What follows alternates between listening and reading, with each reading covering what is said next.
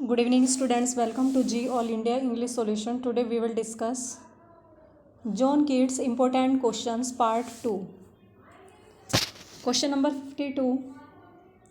Which sonnet is the last of Keats sonnet? कौन सा sonnet Keats के sonnets का लास्ट सोनेट है?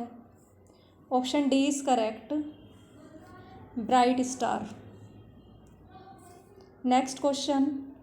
Who calls ode to autumn perhaps the nearest to perfection? Option A is correct, Swinburne.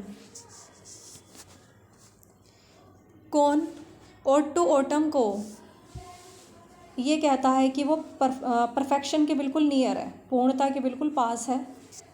शायद वह perfection के पास है. तो ode to autumn को कौन कहता है? Swinburne. ode to autumn has been composed by John Keats. Next question 54. Here lies one whose name was written in water. कहीं कहीं आपको देखने को रिट भी मिलेगा, WRIT. तो यहाँ एक नाम निहित है, सॉरी यहाँ पे एक लाई हुआ है, लेटा हुआ है, जो पानी पे लिखा हुआ है, जिसका नाम कहाँ लिखा हुआ है? पानी में. तो here lies whose name was written in water. यहाँ एक ऐसा व्यक्ति लेटा हुआ है जिसका नाम पानी पर लिखा हुआ है. This is the epithet written on the grave of a poet. किसकी कब्र पर लिखा गया है ये? Identify him. Option C is correct, Keats. Next question 55. I dislike mankind in general and if there was a person born without the faculty of open I am he who said. Option A is correct, John Keats. मैं मानवता से साधारणतः नफरत करता हूँ और there was a person born without the faculty of open. एक ऐसा व्यक्ति जन्मा है किसके बिना? Without the faculty of open. बिना ओपन फैकल्टी के एक व्यक्ति ऐसा है जो जन्मा है. आई एम ही, मैं वही हूँ जिसे कोई फैकल्टी नहीं मिली. तो मैं नफ़रत करता हूँ मनुष्य से, मानवता से ही मैं साधारणतः नफरत करता हूँ.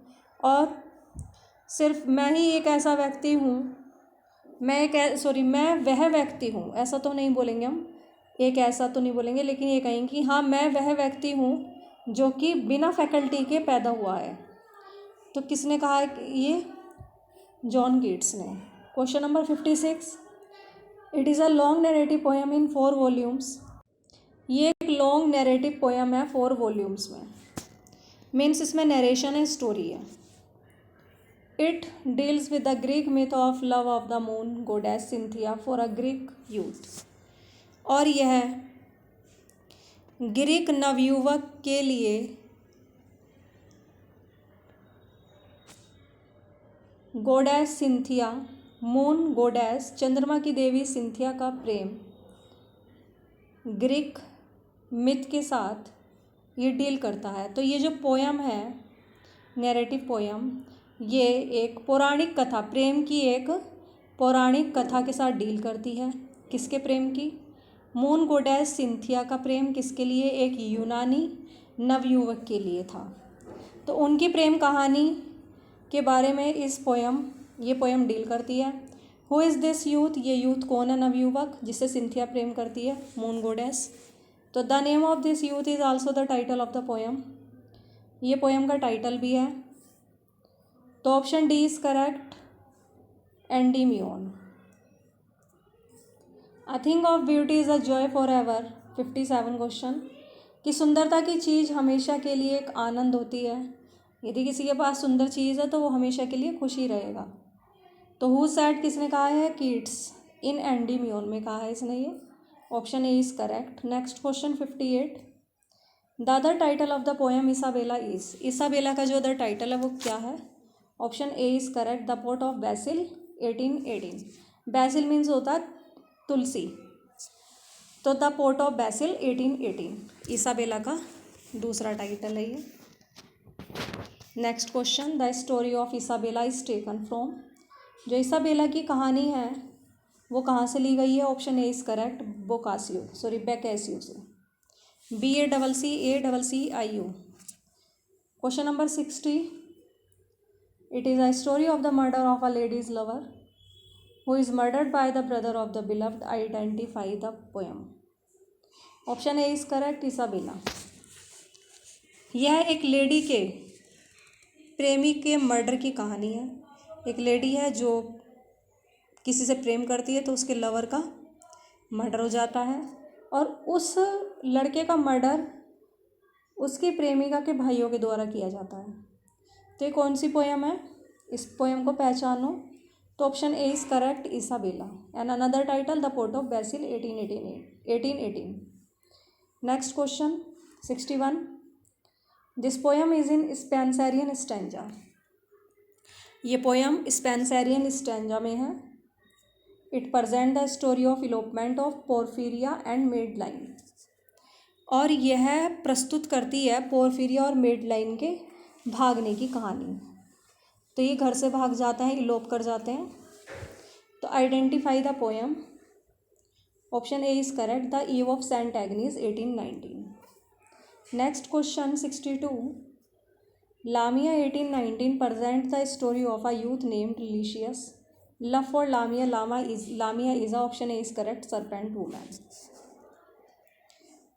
लामिया 1819 ये यूथ नवयुवक की कहानी को प्रेजेंट करती है और उस यूथ का नाम है, नवयुवक का नाम है लीशियस और ये लव करता है लामिया से।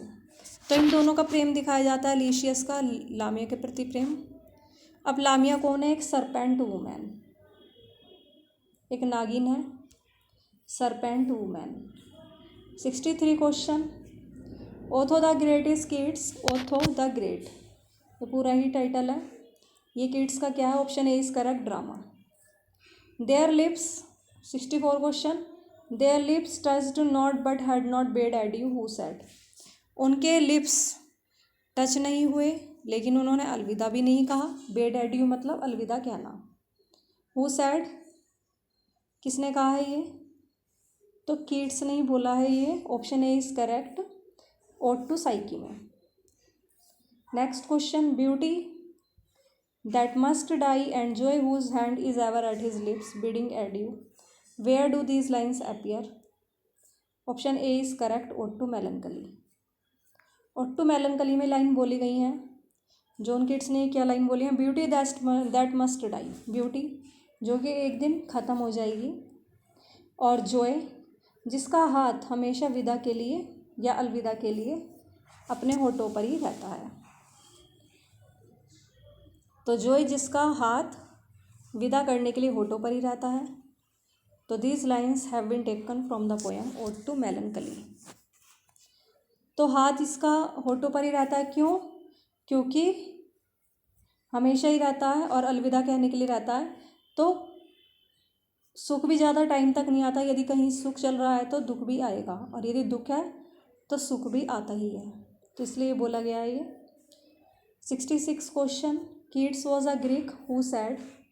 कीट्स एक ग्रीक है, यूनानी है, किसने कहा है ये? ऑप्शन ए इज करेक्ट, शैली। ये क्वेश्चन तो पूछा भी गया था प्रीवियस ईयर में। Next question 67। Where Wordsworth spiritualize and Shelley intellectualize nature, Keats is content to express her through the senses. Whose comment is this? Option C is correct, Compton Rickett. कि जहाँ Wordsworth आध्यात्मिकता की ओर जाता है, means ईश्वर की तरफ ध्यान लगाता है, तो शैली बौद्धित्व प्रकृति की तरफ या बौद्धिक प्रकृति की तरफ ये जाता है। और Keats is content to express her through the senses. और कीट्स तो हमेशा संतुष्ट ही है सेंसेस के द्वारा व्यक्त करने में, अपने आप को व्यक्त करने में, पोइट्री को व्यक्त करने में। तो सेंसेस के द्वारा ही वो पोइट्री को व्यक्त करने में संतुष्ट है। तो whose comment is this? Compton Rickett. तो वेयर वर्ड्सवर्थ स्पिरिचुअलाइज, वर्ड्सवर्थ कहाँ जाता है? स्पिरिचुअलाइज दिखाता है ये, आध्यात्मिकता ईश्वर के बारे में बताता है। शैली इंटेलेक्चुअलाइज नेचर, और Keats is content to express her through the senses. Who said this? Compton Rickett. Lamia is based on question 68. Lamia is based on option A is correct. Burton's The Anatomy of Melancholy. तो लामिया Burton के the anatomy of मेलनकली पर आधारित है. Next 69 question. Thou was not born for death, immortal bird. No hungry generation tread thee down. कि तू मृत्यु के लिए पैदा नहीं हुई है अमर पक्षी, और कोई भी ऐसी भूखी जनरेशन नहीं है जो तुझे कुचल सके, जो तुझे बर्बाद कर सके. Where do these lines appear? Option A is correct. Ode to nightingale. तो जॉन कीट्स की ओड टू नाइटिंगेल से ये लाइन ली गई है. Next question 70. Fanny Brown was first Keats neighbour. जो फैनी ब्राउन जॉन कीट्स के पहले पड़ोसी थे. She became Keats beloved. वो फिर कीट्स की बिलव्ड बन गई, प्रेमिका. कीट्स उससे प्रेम करने लगा, लेकिन उसके फ्रेंड्स जो थे कीट्स के were against the match. Option B is correct. तो जो कीट्स के फ्रेंड थे वो इस मैच के अगेंस्ट थे, उनकी जोड़ी को पसंद नहीं करते थे. Next question 71. His father was a livery stable keeper. He had a licence to practise as a pharmacist but preferred to be a poet. He won one prize for translating the first book of Virgil's Aeneid. This poet is. तो option D is correct. John Keats. कि उसके father अस्तबल के रखवाले थे, उसकी देखभाल करते थे. उनके पास दवाई बनाने के रूप में एक मतलब वो उनके पास लाइसेंस था, जिससे वो दवाई बनाने की प्रैक्टिस करने के लिए क्या था उनके पास? लाइसेंस दवा बनाने का. But prefer to be a poet. लेकिन वो क्या ज़्यादा पसंद करते थे? पोएट बनना. And he won one prize for translating the first book of Virgil's Aeneid. और उन्होंने वर्जिल की एनिड की फर्स्ट बुक को ट्रांसलेट करने के लिए एक प्राइज़ भी जीता था. और ये पोएट कौन है? John Keats. Next question 72. विच रोमांटिक पोएट्स एपिटैफ रीड्स. कौन सा ऐसा रोमांटिक पोएट है जहाँ उसकी एपिटैफ पर ये लिखा हुआ है, कब्र पर, कि this grave contains all that was a mortal of a young English poet who on his death bed in the bitterness of his heart at the malicious power of his enemies desired these words to be the engraved on his tombstone. Here lies in whose name was writ in water. कौन सा romantic poet के एपिटैफ पर लिखा गया है कि ये grave, इस ग्रेव में, इस कब्र में सब कुछ ही है. That was मॉर्टल of a young English poet, जो कि नश्वर था, जो कि नवयुवक इंग्लिश पोएट था और नश्वर है, और अपनी मृत्यु शैया पर है अब, मीन्स मर चुका है वो. इन the bitterness of his heart at the malicious power of his enemies. क्योंकि उसके शत्रुओं ने, उसके क्रिटिक्स ने उसे बहुत ज़्यादा क्रिटिसाइज़ किया. अब उसकी इच्छा थी कि, उस पोएट की इच्छा थी कि उसकी टॉम पर ही सब कुछ लिखा जाए. क्या? Here lies one whose name was writ in water. कि क्या लिखा हुआ है? कि यहाँ एक व्यक्ति लेटा हुआ है जिसका नाम पानी में लिखा गया है. Option A is correct. John Keats.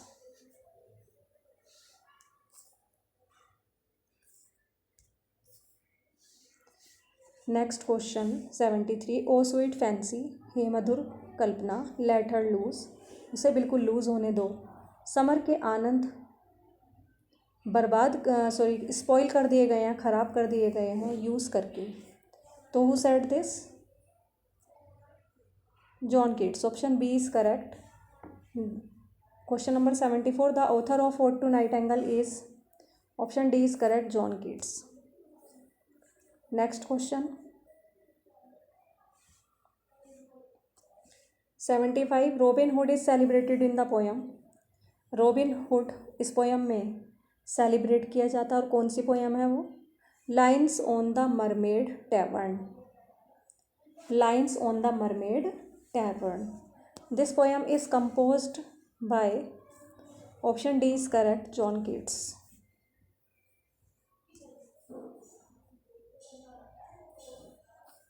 Next question 76. A work of literature is beautiful in so far it offers an accurate representation of its subject matter. Literature का एक वर्क बहुत ज़्यादा सुंदर तरीके से प्रस्तुत किया गया है। It offers an accurate representation, ये ऑफर करता है विषय वस्तु सब्जेक्ट मैटर के एक एक्यूरेट, एक सटीक प्रस्तुतिकरण को। विद फुल्ली रियलाइज्ड कैरेक्टर, जिसमें घटनाओं के वर्णन के बिल्कुल विविड, स्पष्ट और महसूस किए गए कैरेक्टर हैं।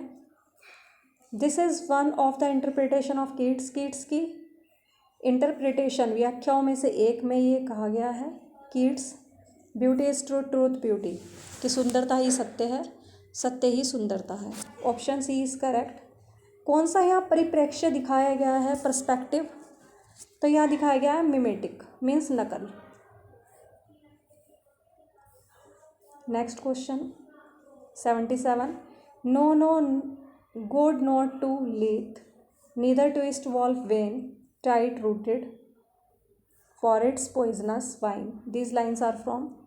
Option C is correct, ode to melancholy, कि नहीं नहीं नहीं, लीथे को मत जाने दो, नीदर ट्विस्ट वॉल्फ वेन, और ना ही वॉल्फ की बेन को टाइट पकड़ो, फॉर इट्स पॉइजनस वाइन, इसके जहरीली शराब के लिए, इसकी जहरीली शराब के लिए, पॉइजनस के लिए, पॉइजनस वाइन के लिए। वॉल्फ के बेन को बिल्कुल रूटेड मत, मतलब रूट को, उसकी रूट को टाइट मत करो। तो these lines are from Keats ode to melancholy. Option C is correct. Next question 78, O goddess, हे देवी, हियर दीज ट्यूनलेस नंबर्स, यहाँ ट्यूनलेस नंबर्स को सुनो, स्वरहीन गीतों को सुनो, wrung by sweet enforcement and remembrance dear, जो कि प्रिय स्मरण के द्वारा और एनफोर्समेंट के द्वारा बजे हैं या गाए जाते हैं। हे देवी, उन ट्यूनलेस नंबर्स को सुनो, उन गीतों को सुनो जो कि डियर, रिमेम्बरेंस और मधुर एनफोर्समेंट के द्वारा बजाए जाते हैं। Option A is correct, Keats ode to Psyche. Who wrote Hyperion after a careful study of Paradise Lost. Option A is correct, Keats. ये भी क्वेश्चन आया हुआ है कि किसने हाइपेरियन को पैराडाइज लॉस्ट के बहुत ज़्यादा अध्ययन करने पर, बहुत ध्यान से अध्ययन करने पर उसने हाइपेरियन लिखी, तो कौन है ऐसा? John Keats. तो इन्होंने पैराडाइज लॉस्ट को बहुत ज़्यादा अध्ययन किया, फिर इन्होंने हाइपेरियन लिखी। Question number 80, lost in a soft amaze, I gaze, where do these lines appear. Option B is correct, ode to Fanny. मैं सॉफ्ट अमेज में, कोमल आश्चर्य में बिल्कुल खो गया था, मैं आश्चर्य में पड़ गया था, मैं घूरता रहा, मतलब एक टक देखता रहा, मैं एक टक देखता रहा। तो where do these lines appear. Option B is correct, Keats, ode to Fanny. Next 81 question, give me women wine and snuff until I cry out hold enough. मुझे स्त्रियाँ दो, वीमेन दो, वाइन शराब दो, स्नफ दो, सूंघनी दो, जब तक कि मैं चिल्लाऊँ ना। होल्ड करो, बिल्कुल बने रहो, इनफ बहुत ज़्यादा, काफ़ी हो गया है ये। This lines appear in women wine and snuff by, option D is correct, Keats. The eve of saint Agnes is in, option B is correct, Spenserian stanza. तो the eve of saint Agnes लिखी गई है Spenserian stanza में। 83 question, the fall of Hyperion. The fall of Hyperion एक dream है, एक सपना। The fall of Hyperion को, इसका पूरा नाम है the fall of Hyperion a dream. ये एक एपिक है, महाकाव्य है कीट्स की। The poet speaker dreams of meeting with one muse figure. Muse के साथ मीटिंग को देखता है वो सपने में। तो पोएट, जो स्पीकर है पोएट, वो म्यूज़ के साथ अपनी मीटिंग सपने में देखता है कि वो म्यूज़ से मिलता है। Who allows him to witness, जो उसे गवाह बनने की अनुमति देती है। थ्रू हर रिवील्ड मेमोरीज, किसके थ्रू होकर के? अपनी प्रकट की गई मेमोरीज के through. The fall of Titans, Titans के पतन के अपने प्रकट किए गई मेमोरी के थ्रू उसे गवाह बनने की अनुमति देती है। This muse figure is a counter part of Mnemosyne from Hyperion. ये म्यूज एक काउंटर पार्ट है किसका? हाइपेरियन से निमोसिन क्या काउंटर पार्ट है? दिस म्यूज फिगर इज, ये म्यूज कौन है? Option A is correct, Moneta. Next question, Swinburne calls, Swinburne कहता है ओड टू ऑटम को, option A is correct. Swinburne calls ode to autumn perhaps the nearest to perfection. अभी पीछे भी question आ गया था, अलग से पूछा था ये। तो स्विनबर्न ओड टू ऑटम को कहता है कि बिल्कुल पूर्णता के बिल्कुल पास है, शायद ही पास ही है। Question number 85, forlorn is the very word like a bell to toll me back from thee to myself. Forlorn means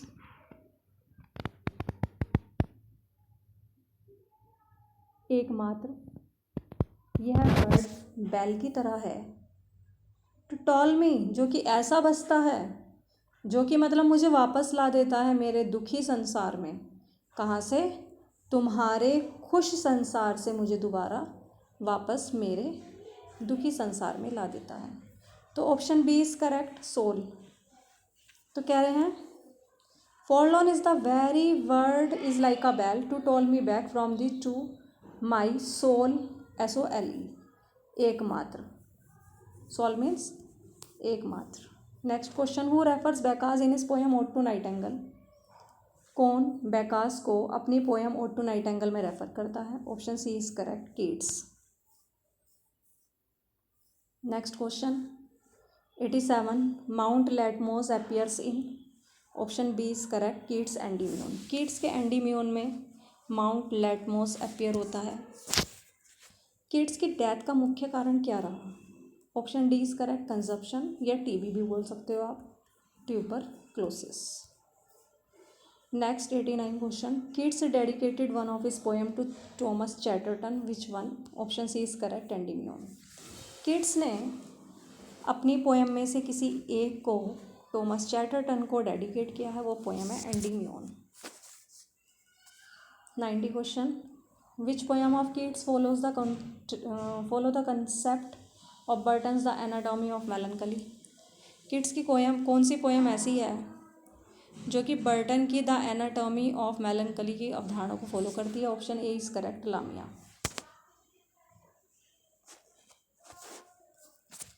91 question, Isabella is a poem taken from a story in Boccaccio's Decameron, who wrote it? Option B is correct, Keats. कि Isabella एक ऐसी poem है जो कि बोकासियो के डेकामेरॉन में एक story से ली गई है, who wrote it? Keats. Next question, question number 92, Keats the eve of saint Agnes है, यहाँ पे ये saint Agnes shows Madeline love for Porphyria. It is written in, option C is correct, Spenserian. कि Keats की the eve of saint Agnes ये show करती है Porphyro के लिए मैडलाइन का लव। तो option C is correct, Spenserian stanza. Question number 93,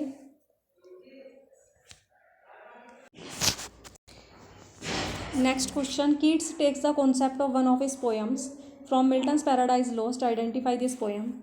Keats Milton के पैराडाइज लॉस्ट से अपनी पोएम में से किसी एक को के लिए अवधारणा लेता है, तो वो कौन सी पोएम है? Option A is correct, Hyperion a fragment.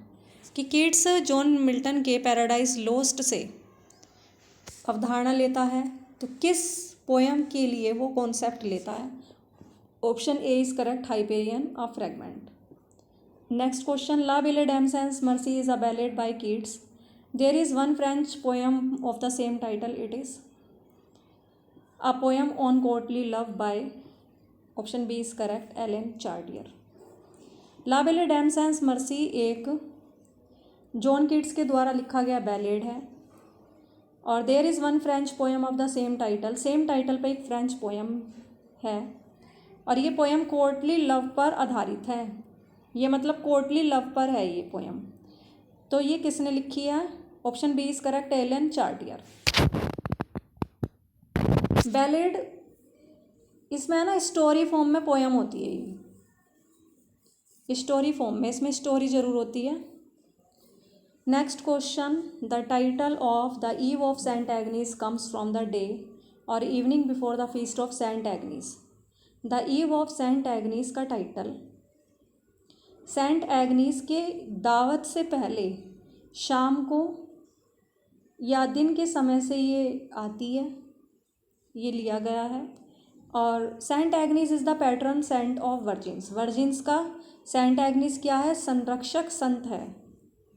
He died a martyr, शहीद के रूप में मरा था वो, शहीद हुआ था 4th सेंचुरी रोम में।